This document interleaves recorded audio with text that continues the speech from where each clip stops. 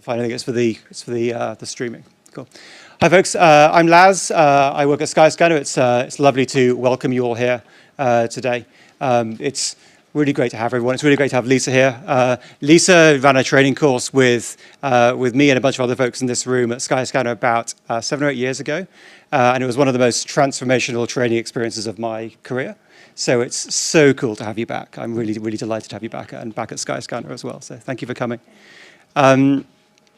Just in case you don't know who Skyscanner is, Skyscanner's travel search platform. We're on a mission to make travel simple for everyone, for generations to come.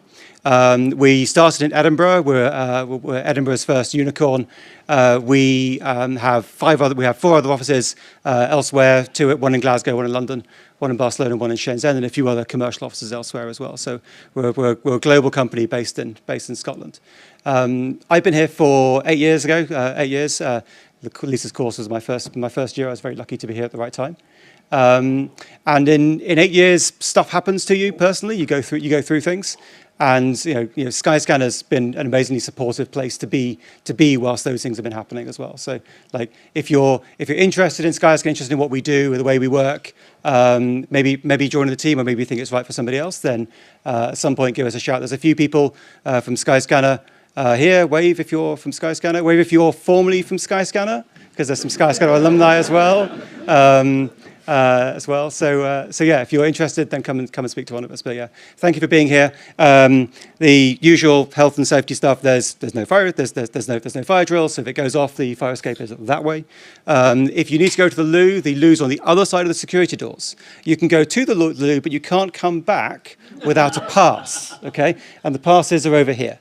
Okay, so actually, I'm going to hang them on this. So if you need to go to the loo for any reason during the talk or anything, just come and grab a pass. Go to the loo and come back, and they're just outside. Thank you, Seb. I think that's everything from a host perspective. So thank you very much. We've got a bit of a run of intros because we're doing a combo of meetups tonight. So we've got a few of us. So Stephen's going to go next. Thank you, Stephen. Thank you, Laz. Thank you. Welcome everybody to this joint meetup between Lean Agile Edinburgh and BCS groups, which we'll get into a second. So I don't know how many folk are here from the different groups. That doesn't really matter. In fact, you're all here. It's great. So thank you for coming along tonight. And a big thank you to Lisa as well for this special event. So it's not very often we get speakers from outside the area come along to our Lean Agile Edinburgh meetup. So this is a special one for us. So thank you very much. Also special for us is this is our 10th year. We started in 2013. So this is our 10th anniversary. So it's extra special that Lisa's speaking. Yeah.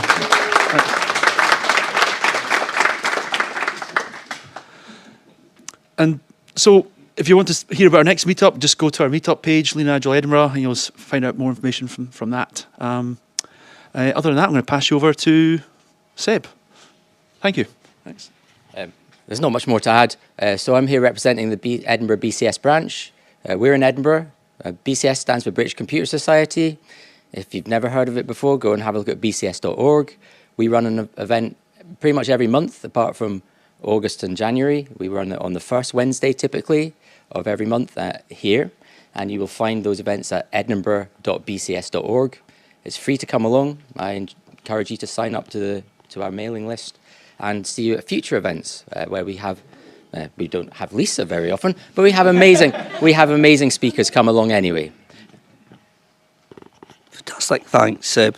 Hi everyone. For those of you who don't know me, I'm Seth Palsinger because me Seth. Look, I'm still wearing my badge. I was at Lisa's workshop earlier today, so I've got my label on here. So I'm representing BCS Agile. For those of you who don't know, so Seb and I are close collaborators across BCS.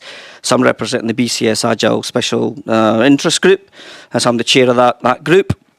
It's probably worth just calling out quickly. So we're doing this collaboration together across Lean Agile Edinburgh, BCS Edinburgh and BCS Agile. But we had a fantastic few days here. We've just hosted the Agile 2023 Scotland experience. So Seb neglected to mention that.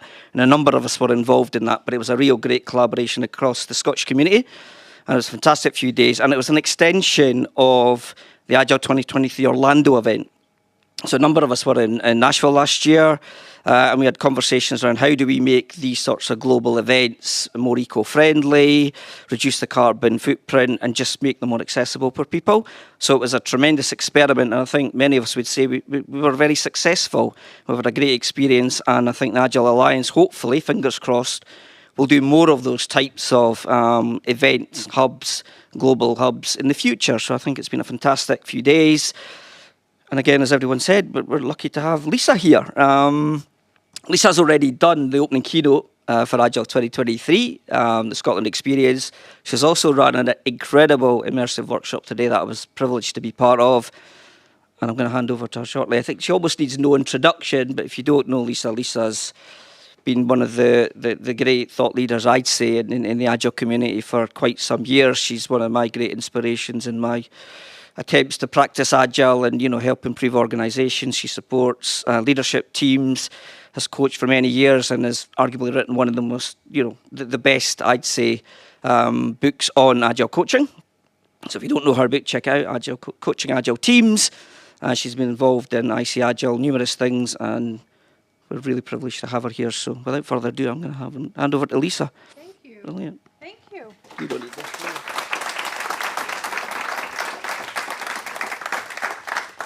So we're going to start tonight by watching 2 minutes of absolute beauty. Are you up for beauty? For 2 minutes? All right.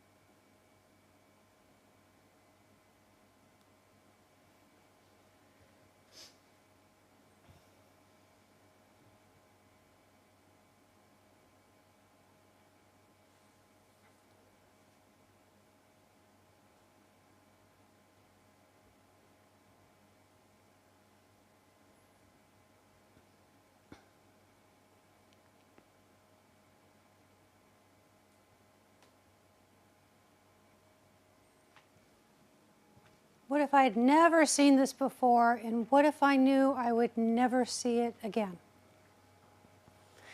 So how we're going to start is by connecting ourselves to the beauty of our natural world. What this is about this evening is about, as Agilists, what if we were made for this time? This super dicey time we find ourselves in. What if we were actually made for this time? So connecting ourselves to what it is we love is a really good place to start and to ground ourselves. So what I'll invite you to do in a moment is get out your phone and find a picture of something in the natural world that you love. And if you don't want to get out your phone, that's fine. You can just think of something in the natural world that you love. And in a moment, I'm going to invite you to turn to someone near you and describe it to them as if they have never seen it before. And in fact, they might not ever see it again. So describe it in exquisite detail. And then when you're done describing it, you can show them the picture if you want, or tell them what it is you've described. But this is just a practice of really noticing beauty and connecting to what it is that you love. You up for it? All right, go ahead. So first step is to find a picture of something you love, something from the natural world, or get an image in your mind.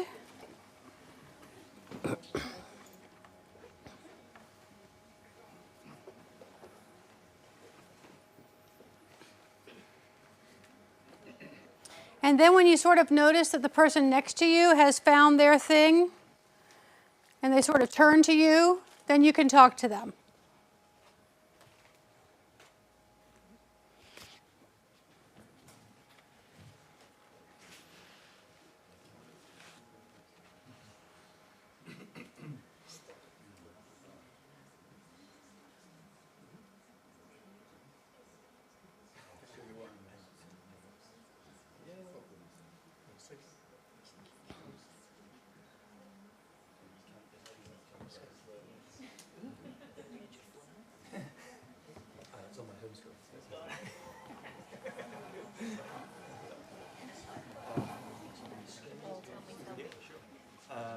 This is a photograph of a tree.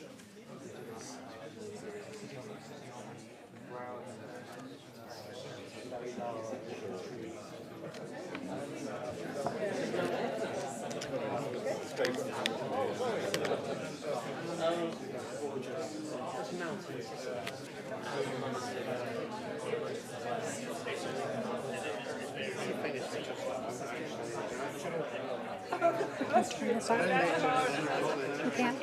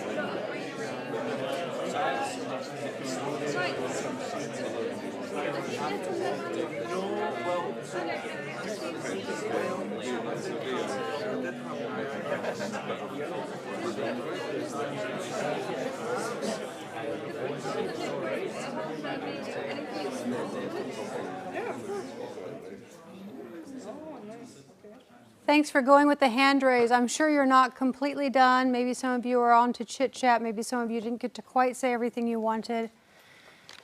It's okay. We're just stepping into our connection with the natural world. To save something, you have to first love it. So I think it's important that we keep connecting ourselves. So you might presume from my background that I'm going to talk with you about Agile coaching or enterprise transformation or what else? What else do you think I would talk about? Leadership. Leadership, okay. All fair game. I'm not going to talk about any of that stuff tonight. So I'm sorry if that's what you came for. Hang tight. In a little while, we're going to be getting up and moving around the room, and you can sneak out then if this is not your cup of tea, you know? So for many, many, many years, I have felt like the Agile community itself is my main client. As I was being a passionate player in the emergence of Agile coaching as a profession, I really was serving Agile coaches everywhere. You know, all Agile coaches in every geography were my clients, you know. And so as a result, I have this bird's eye view of not only Agile, but sort of like the world business situation over the last 15 years or so, as I've been doing this work. And it's not as detailed as if I were an enterprise coach in a bunch of different transformations, one after the other, but it also has its value because of the patterns that I can see and the beauty and the strength I see in us as a worldwide community. That here in Edinburgh, you have a really good node of that worldwide community network. Like if there's a network map of Agile communities all over the world, this little node is pulsing here in Edinburgh. There's probably a bunch of little nodes inside of this node that are pulsing. So I think it's important for you to know that you're connected in. And where I'm going to take us tonight is to really have us consider how can we start as a worldwide community, and for us here in Edinburgh as this Scottish community, how can we start the conversations about our products, our teams, our organizational situations, whatever we're creating? How can we start those conversations from a regenerative perspective? So what I'll be doing tonight is revealing to you the 7 principles of the logic of life and asking you to think about something real in your world and how you might apply these principles of the logic of life. Okay, so that's where we're headed. Let me tell you why we're headed there. I don't know if you've noticed how dicey the world situation is. Who has noticed this? That some people call this a species moment. Like we're either going to make it or we're not. Or maybe we become cyborgs or something else. I mean, like there's a lot of possibilities, and many of those possibilities have pretty dire consequences for a lot of the human population. You with me so far? Yeah. We're in a time that people call the Great Acceleration, that everything is accelerating. The pace of change is accelerating. In fact, it's going exponential. You can look at almost anything and the graph looks like this, you know, CO2 levels, cases of burnout, depression, and suicide. Like everything is just going up and up and up, right? And it seems like it's going quite a bit faster. And we haven't really even started to add AI into the mix yet.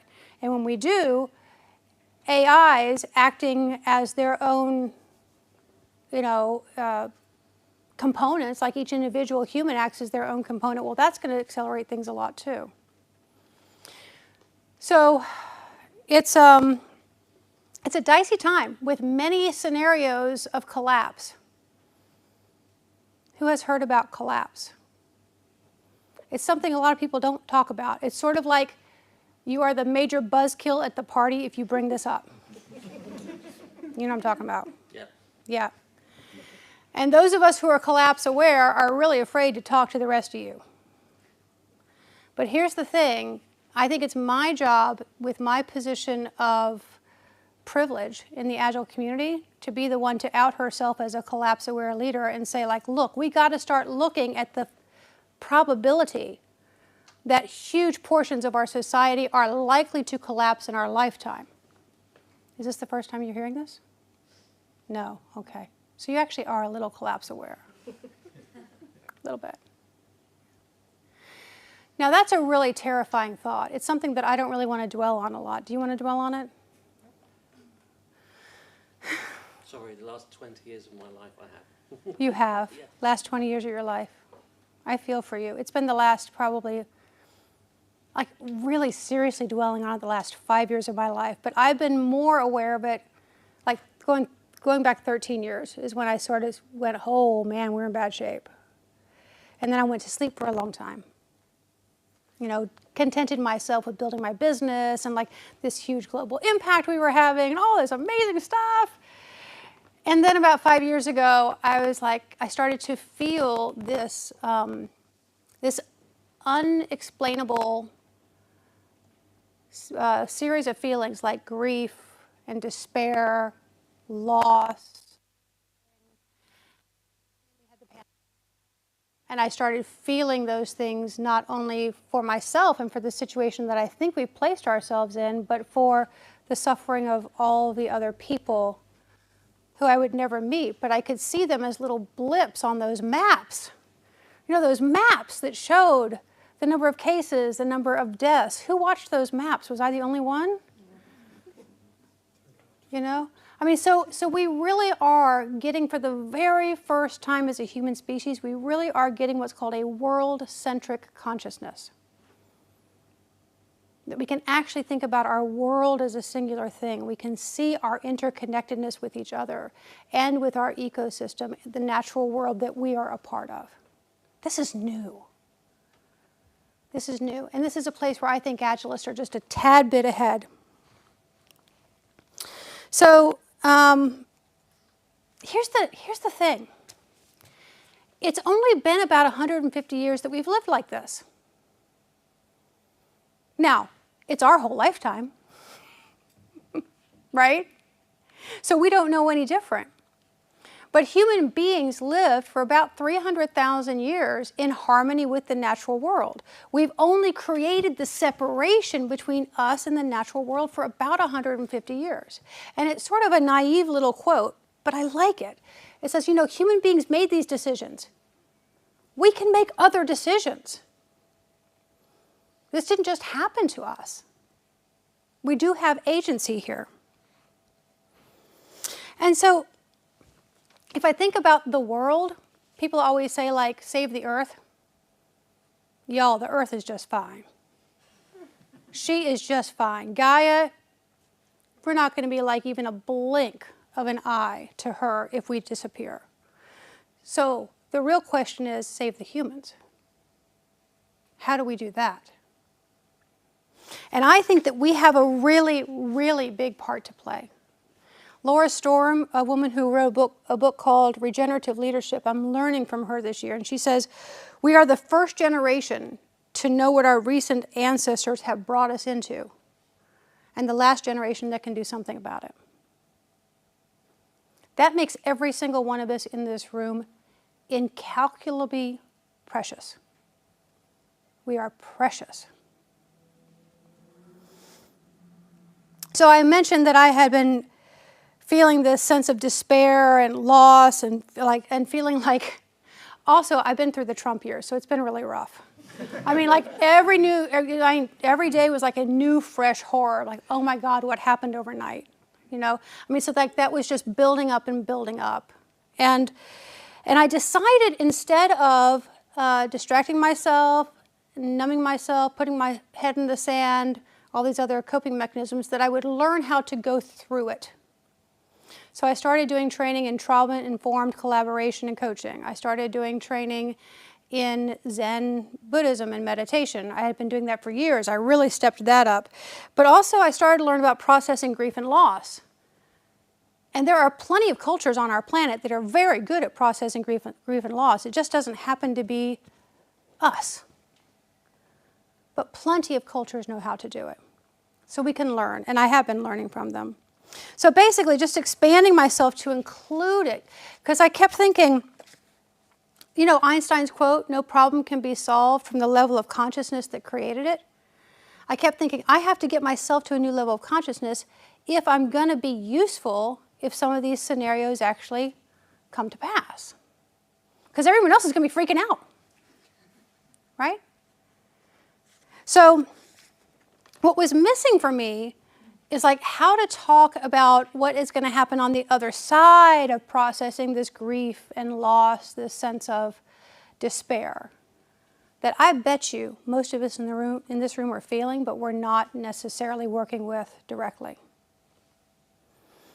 So what's on the other side of that? And some of you might know the author and researcher Margaret Wheatley, and she has this great book called Leadership in the New Science. It's actually pretty old now, but it's still super relevant. She asked a really great question. She said, who do you choose to be as a leader in collapse? Okay, society's collapsing around you. Who do you choose to be as a leader? And what was interesting to me is that when I sat with that question for about 6 months, and I basically came to the answer that it's not different. Who I choose to be as a leader in the Agile world, in my community, in all my other worlds, is the same as who I would want to be were we in the midst of collapse. But I didn't have other people who could meet me there until I found this group called Greater Than. It's a worldwide collaboratory of independent consultants.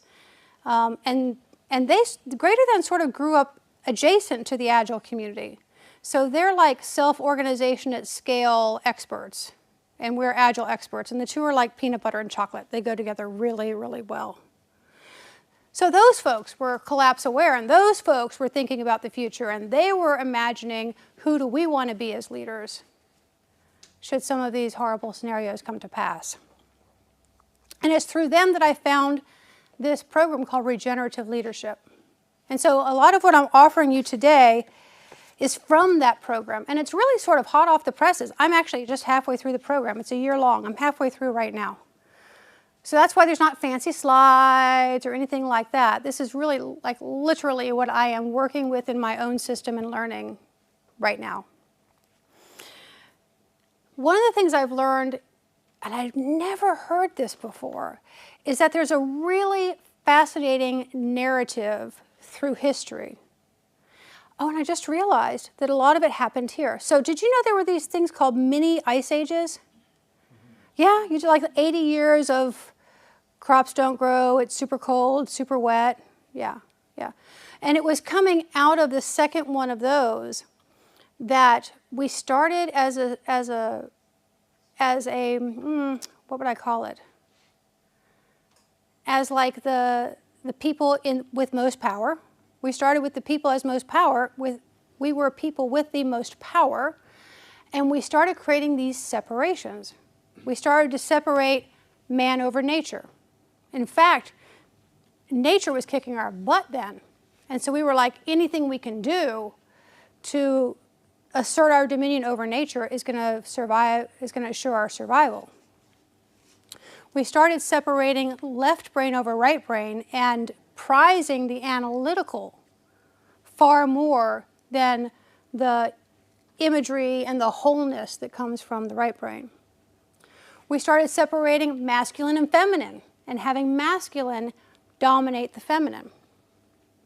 And the final thing that we separated was outer striving over inner knowing. That are the things that we could do out there were far more important than the wisdom that was in here. So these things are what Laura Storm calls the story of separation. And if you think about it, they are at the foundation level that the Industrial Revolution was built on, that the models of most of our organizations are currently built on. And you look at the systemic nature of what we're sitting in the middle of, and you can trace it back to all of these bits of separation. For example, how could you ever enslave someone unless you saw them as lesser than you, right? So slavery is definitely part of this. So it's like a really, really hard thing to talk about, right? Most of us don't want to talk about this stuff. But if we're going to do something different, if we're going to go through a hard time together and come out of the other side with something genuinely different and better, we've got to look at what got us here. And so I think this is an interesting story to look at. There's a chart over there that you can take a picture of later. It says learn more. And it has a short link to an hour-long thing where Laura Storm talks about this story of separation. She does it way, way better than me. So no matter what we do as Agilists, if we are healing those 4 places of separation, I think we're moving towards something better. And I think we are, as Agilists, healing those. I see us being much more conscious about bringing in both feminine and masculine energies into our work. Not one or the other, both. Healing that divide, for example.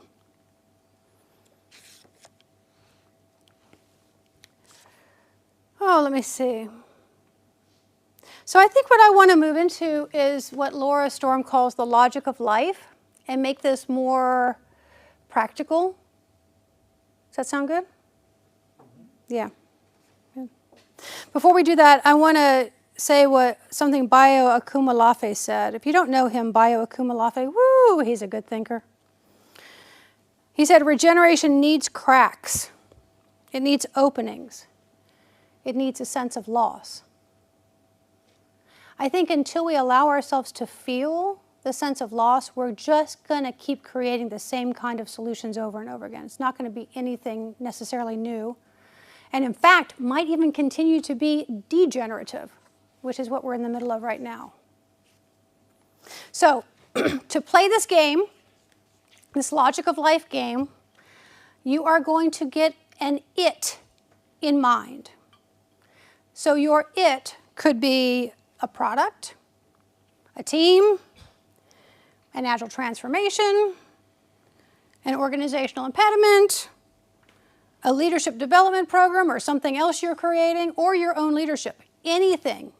Anything can be your it. So just think of something real in your life right now, something you work with on a daily basis, maybe something you're creating.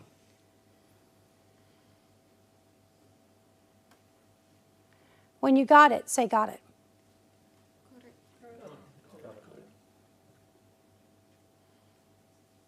Good enough to go on? Okay.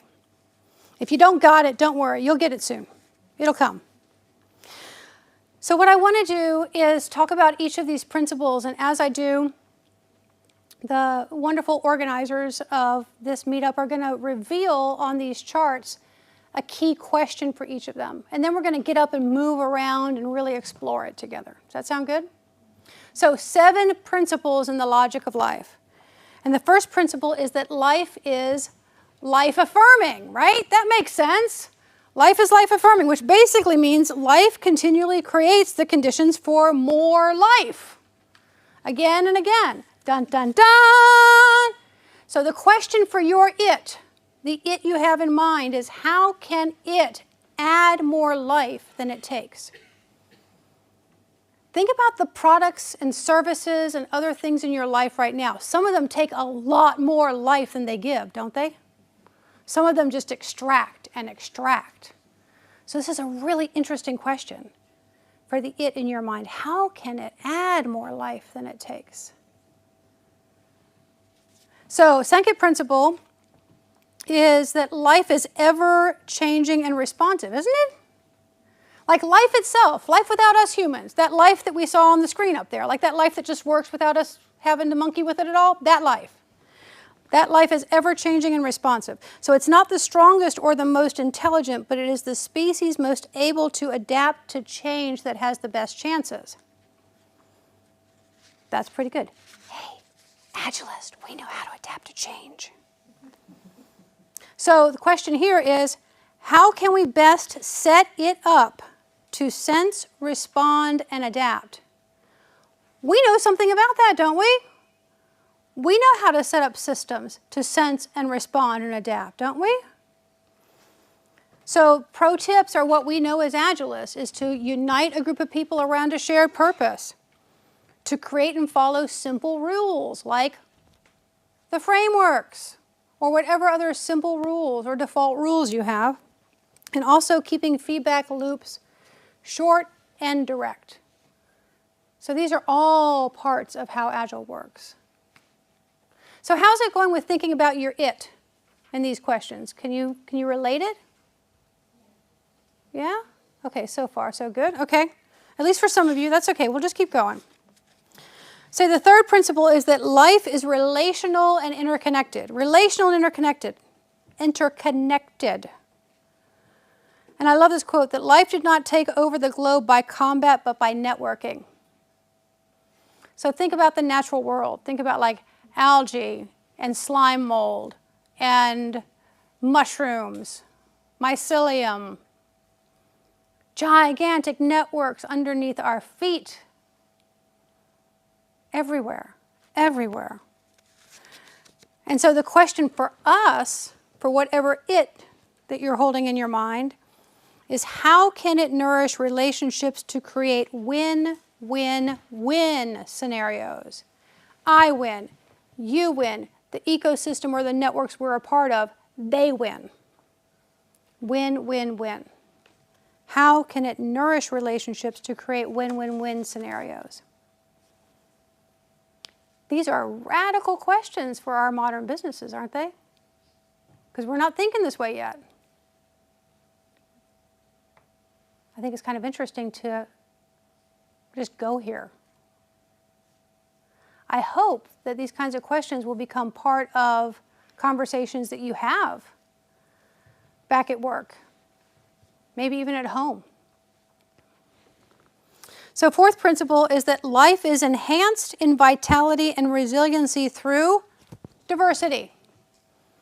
Life gets enhanced in vitality and resiliency through diversity. So it's the edge where two ecosystems come together. Like think about the edge of a pond in a forest, or like where the marsh is. That's where there's the most diversity of life. And so if you think about how this could apply in business, it's like, how could you create edge effects between two adjacent communities? And the question here is, how can we expose it, whatever your it is, a product, a service, a team, whatever, how can we expose it to more diversity? Because we know that things thrive when they are exposed to diversity. Now, what happens when you put two adjacent things in close contact with each other? Tension, conflict, differences. So another thing that we're learning as an Agile community is how to hold still when there is tension and conflict and difference. And we're learning to help people through that to the other side. So that's another place where we're sort of ahead. Fifth principle, that life is cyclical and rhythmical. Isn't it? It's cyclical and rhythmical. Has nothing to do with us. Day, night, spring, summer, autumn, fall.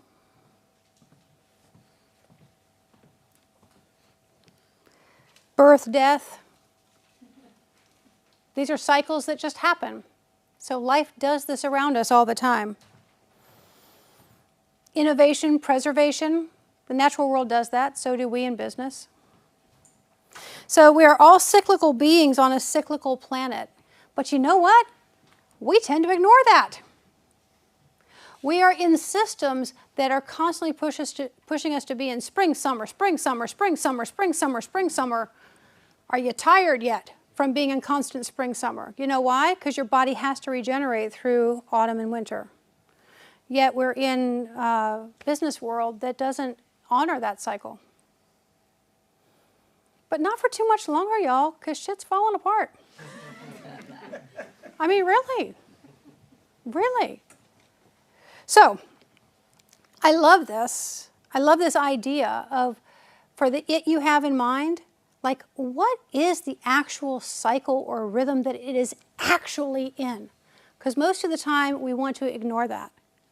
So the powerful question here is, how can we work with the energy that serves it best for the cycle or rhythm it is actually in? A lot of people don't want to admit their product is dying. But if they did, and they did it gracefully, then that would create so much more space for the new thing that's trying to come in. Right? So it's a natural cycle. Everything is going to be born, come to a peak, and die. Born, come to a peak, and die. That is the way it goes. So I think it's an interesting question. You know, what's the energy that serves the actual rhythm that it's in? 2 more principles to go. 6th principle is, life is flows of energy and matter. Any quantum science lovers in the room? Oh man, count me in. Count me in. Flows of energy and matter. That's what the natural world is. Flows of energy and matter.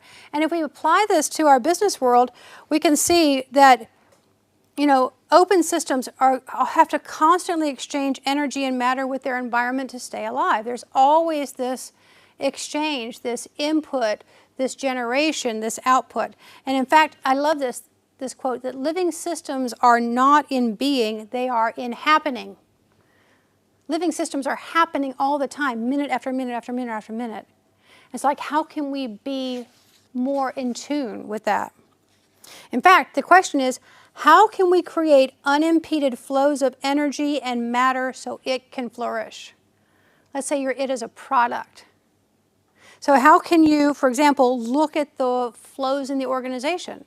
The flows of information, the flows of resources, of people, of relational and psychological energy. How can you look at those flows and say, where are the bottlenecks?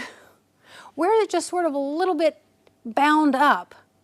Let's release that so that the flows of matter and energy can happen unimpeded. I think we know something about this. You know, like finding the bottleneck, theory of constraints, you know. So there's a lot of ways that we Agilists already know, ways of working with these principles that other communities are having to discover, like just from the very beginning. So I think we can be of help. So the last principle, the 7th one, is that life is a living systems field. That's a little strange one. Life is a living systems field. So what it basically means is that there are things happening that we cannot see with our eyes.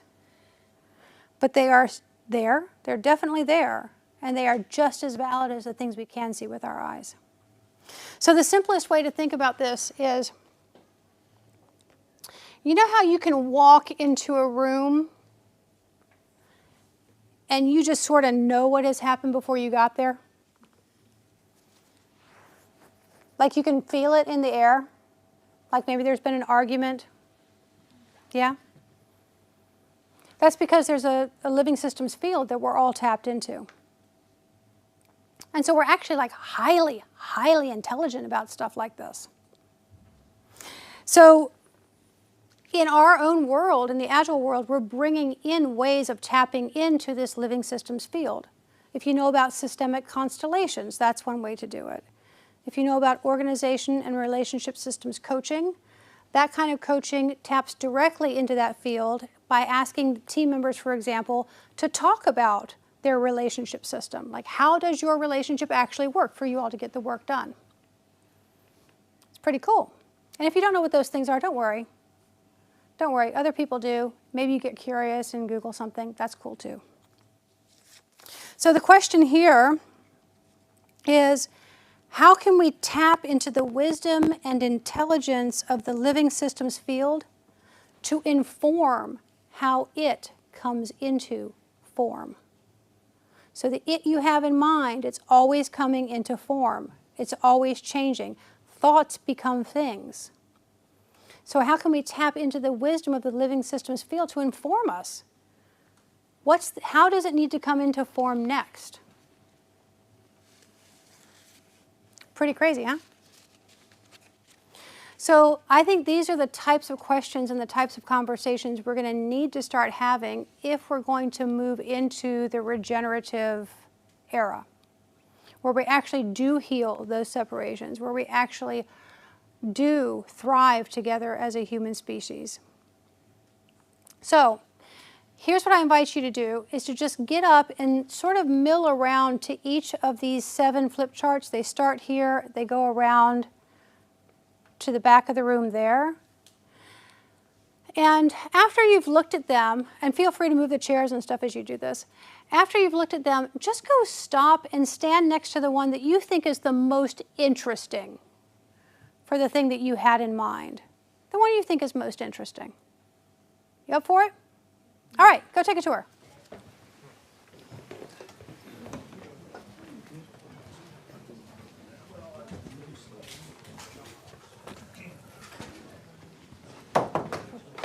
Oh, one is over here. Oh, awesome.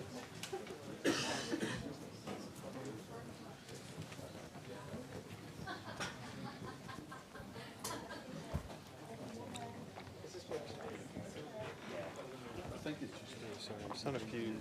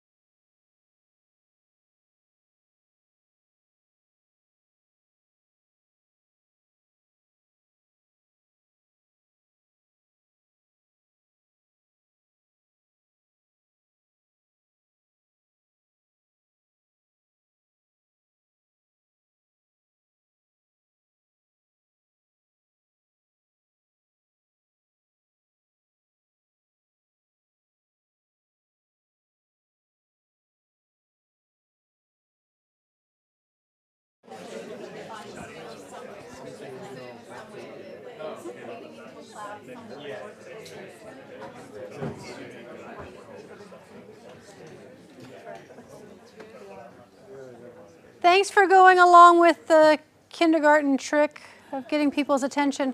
Okay, cool. I would love to, if you're up for it, to go from 1 to 7 and just hear what people are thinking. Like maybe just 2 or 3 things from each principle. Does that sound interesting to you? Okay, good. Let's start with 1. So what about this question was interesting? Let's hear from 2 or 3 people here. Just a short sentence or 2. We spent a long time trying to figure out what was meant by life. Uh-huh. And honed in on like human life energy. Yeah. You know, it's not about having more countable units of life. It's about the amount of life that one person can give off when doing the right thing. Yeah. Lovely. Cool. Pass it to someone else who wants to tell us what was interesting about this question. You could have a totally different take on it. We were in the middle of starting an argument about about whether life affirming was the same as delivering value to users. There's a tension there. That's a really good question for a business, isn't it? Yeah. Anyone else? All right, let's move on to number 2. So let Craig come to you with the streaming microphone so people who are on the live stream can hear. Yeah. What's interesting about that question for you? For me, the it I had is about a kind of trauma-based website. So if people are coming for support through a website, how do you possibly sense what they need and respond and deliver the right sort of message that individual person needs when it's not one size fits all, essentially. So That's a wicked question. yeah. Awesome. Anyone else on principle of life number 2? No? Those guys do not want to talk. That's okay. That's okay. I can totally respect that. So logical life principle number 3. Will someone read the principle for us? Yep. How can it nourish relationships to create win-win-win situations? Nice. And the it's that I was thinking about was my team, because I'm very new to them. I've only been working with them for 2 weeks, and already I see they have a lot of dependencies on other teams and then a lot of downstream dependencies as well. So I wanted to think about how best to balance that so that everyone that's dependent on them can win, but my team also have time to sort of grow and flourish themselves as well. Yeah. I love that. You know why? Because usually dependencies set up a fight in an organization, like who's going to get the precious resource to get their thing done over the other ones. And in fact, we're actually in an ecosystem in an organization. So how can all 3, I win, you win, the ecosystem wins? That's a really awesome perspective. What's another way that someone thought about that question? I thought about it from the perspective of businesses in general, like from a capitalist perspective, and how we tend to run businesses as win, lose-lose. And what would it mean if we started running businesses as win-win-win, rather than the only win that we count is the actual business and its profits? Yeah. Could you all hear that last bit? It was pretty darn good. Would you say it again, just a little bit louder?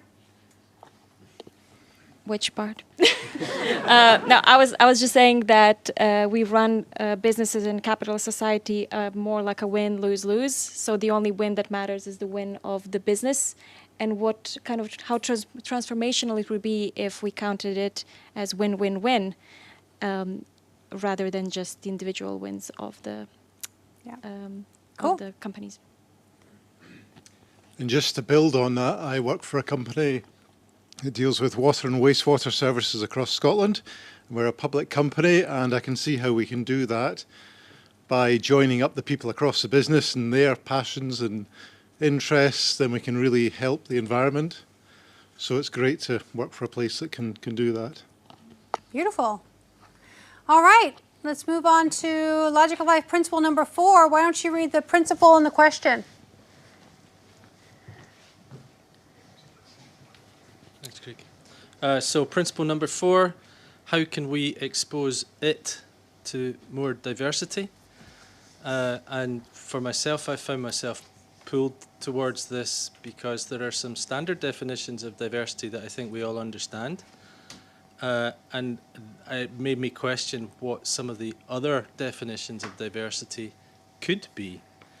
And I thought particularly of diversity of process and diversity of thinking, and I related that to what you said, Lisa, about tension and dispute at the edges. And you sense a lot of that, and so that makes me start to wonder about how we might be able to dissipate some of that tension into something more positive. Nice. Anyone else for that principle? So I've got a lean Lego simulation I've been using to demonstrate lean principles. I've been doing that for a number of years.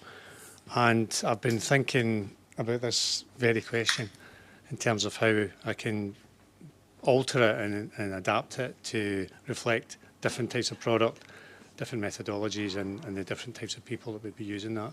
So when I saw that word diversity, it kind of really encapsulated a lot of the other principles for me in one. Nice.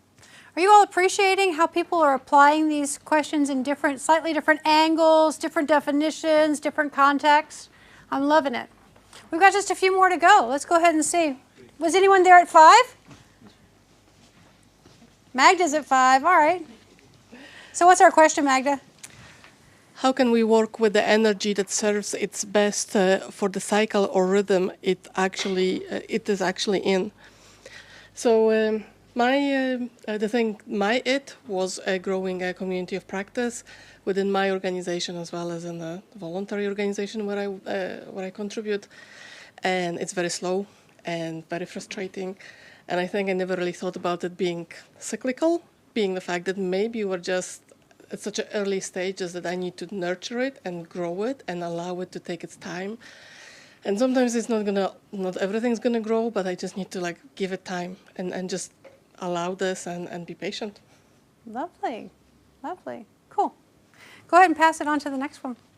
Are you all standing at 6? Yeah. Okay, cool. Tell us your question. Sorry. I don't think mine, I don't even know if I need this. Mine isn't as... Oh, sorry, I do for the live stream. Yeah, mine isn't as such a question, more as like a statement with room for answers. Mine doesn't really consider the working ethos first. It more feeds into the perspective of what I think it is to actually have a real human experience. So I think that does translate and feed into the objectives that are mentioned within this discussion. I do think that energy and matter feed into frequency. I think frequency is behind the interpretation and interactions, as well as mass. And to simplify no, I've written this really quickly. I'm really sorry. Basically, success is essentially derived from an effort of addressing the principles of psychology, philosophy, science, linguistics, and anthropological influences, which I do actually think then really feed into the flow of energy and matter and what the idea is behind that. Like the physics ideas behind energy and matter are really frequency orientated. And I think it's about what we give out is what we're going to receive back. So it's really about setting your intentions within, what your objectives are. Who do you want to be? What do you want to achieve? Why do you want to achieve that? Yeah. Okay, so thank you. So I just want to know, when is the book coming out?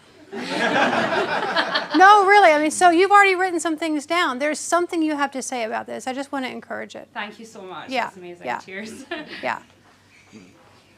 Hello. I just wanted to share some thoughts that, for example, these principles for me is very much like principle number 3, and I wanted to hear your thoughts, Luis, about it. So when I'm thinking about the flow, it means that everybody should be included. There is like a kind of 5 elements, like earth, wind, and fire, and everything should work together, and we should not exclude anybody from this kind of chain. And this is a kind of win-win-win, yeah? So that's how they can be interconnected. But the practice, what we are usually work with. So, for example, it's a kind of this one is not working, and we should exclude this. We should exclude somebody or some process or whatever from the chain, and that's what usually happens. And how we can work differently to have this flow and not to exclude something which we think as it's not working. Yeah, and what it was called how we can solve complex problems with a very simple mindset. Yeah. So that's what I just was thinking about. Thank you. Yeah, good. That's a really good place to explore. Why is it that we give up on an area? We think, we can't unknot this knot. We can't create more flow here, so we just sort of go around it. right? I think we're becoming more complex beings. I think we're going to be able to handle more complex situations, and not a moment too soon, right? So I think we will be able to have win-win-win situations more often and not have to exclude those things that we just can't deal with yet. This is my hope. Number 7. What is your question, number 7, on the chart? It was, how can we tap into the wisdom and intelligence of the living systems field to inform how it comes into form? And I think we were all drawn to that living systems field. We were like, what the hell is that? And we started off with thinking, well, is that like the spidey senses that we all have when we're working with teams? Is it sort of intuition? We started going into, well, actually, there's more to this. And it could be that, yeah, you're reading people, but sometimes you're reading people wrong as well. And some of that, people leading from the front, and they're going into heavy, but we should be encouraging people to lead in different ways. That's kind of where I've got to with it. Does anyone want to add anything? Or just have a totally different take on it? Anyone else want to say something about that one? Okay, cool. Cool. So is this interesting? A little bit? What I'm hoping to do is to just give you these principles of the logic of life and these questions as just food for thought. Maybe in the next week or days or month, you're going to be in some conversation at work and you're going to think, you know, that question that was in that thing that Lisa did, like, that's an interesting question for us right now. Because right now we're sort of stuck in our way of thinking. And maybe we need to bring in a completely new kind of question to get unstuck. So I'm going to make an assertion. And then after I make this assertion, I want you to walk around to each other, to people you haven't talked to yet, and share ideas on what you think about my assertion. So here's my assertion. My assertion is that we in the Agile community have a role to play in creating a regenerative future. A future where we can live a just, sustainable, and thriving human presence on the planet. That's my assertion. And here's why I say that. 1, we know how to metabolize change. All of our Agile frameworks help us work with change and work with the world as it is instead of having to dumb it down or ignore it or sidestep it.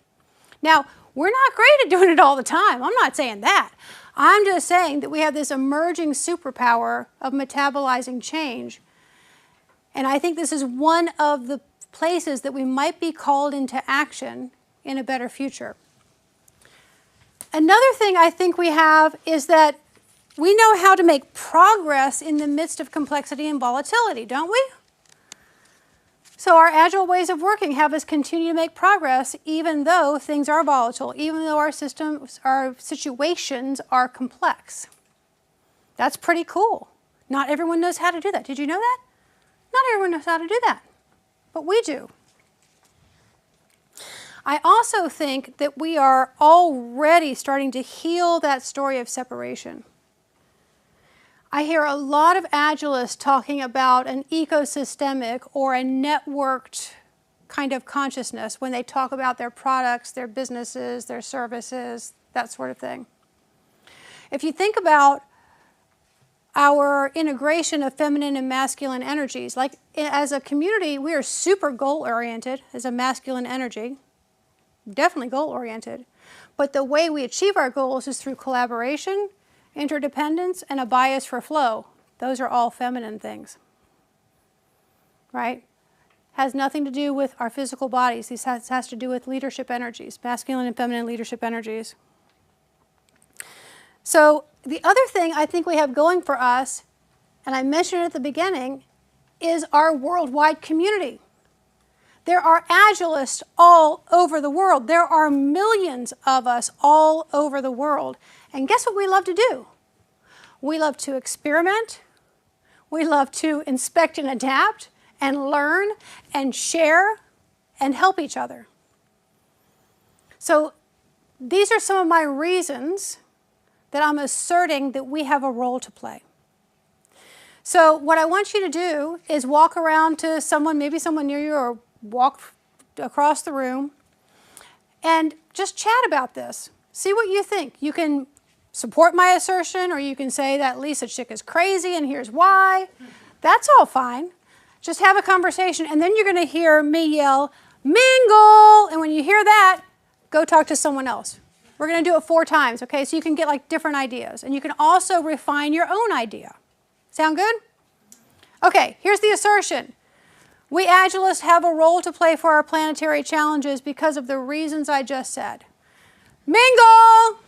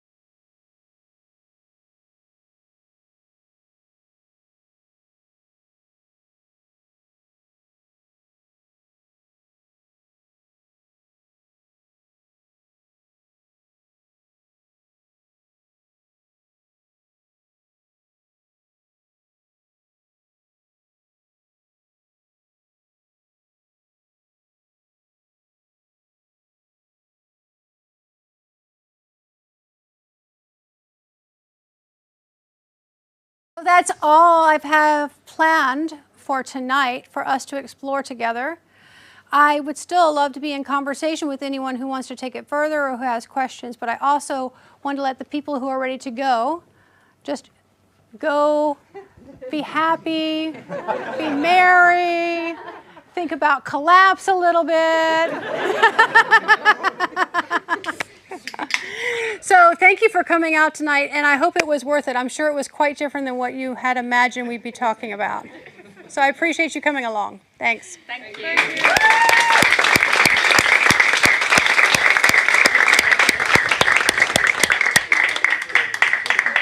And so I'm still here if people want to chat more. Nice to meet you, Lisa.